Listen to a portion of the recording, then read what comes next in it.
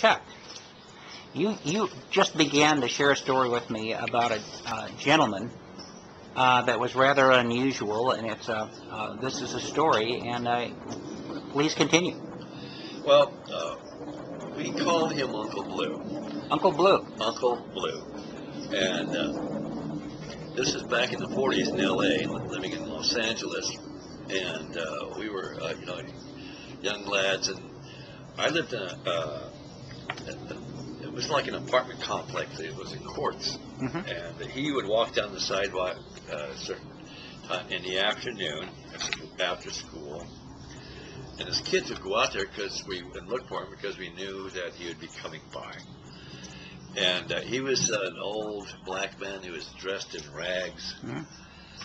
And he had a 5-gallon can that was suspended around his neck on a wire loop. Hmm. And he would beat on the side of this can and make music. And he had verses that he sang. And for a penny or a nickel or whatever you had, he would sing songs for you. Huh. And it was very entertaining and engaging, and as kids we should love to go out there and listen to Uncle Blue sing his bluesy melodies, Hmm. And he was very good, had a nice voice. And but we used to, almost on a daily basis he would show up, and he wandered around areas of the city doing this. Did he have a guitar? So he basically tapped on A 5-gallon tin can. Interesting. And he accompanied himself on that. So Kept rhythm. He was creative and resourceful. Yeah, exactly. But he looked like he was really destitute, dressed in rags and such. And but in any event, What impressed you the most about him? oh, just a very engaging personality and nature he had. It was apparent that he really liked kids. Hmm.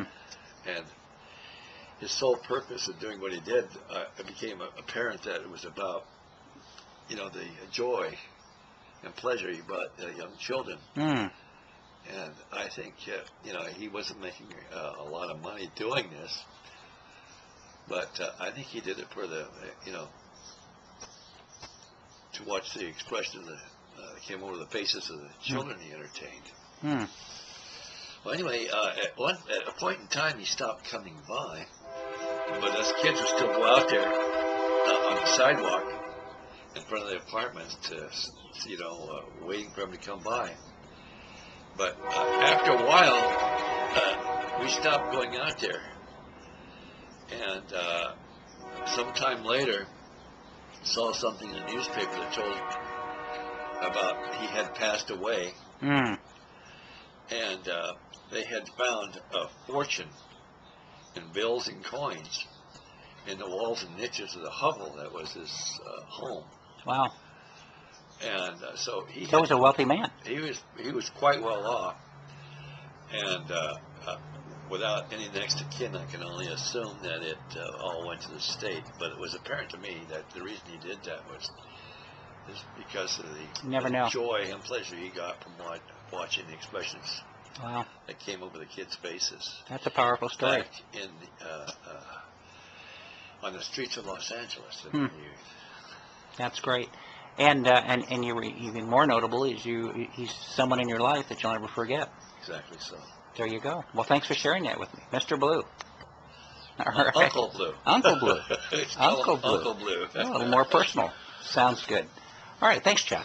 You're welcome.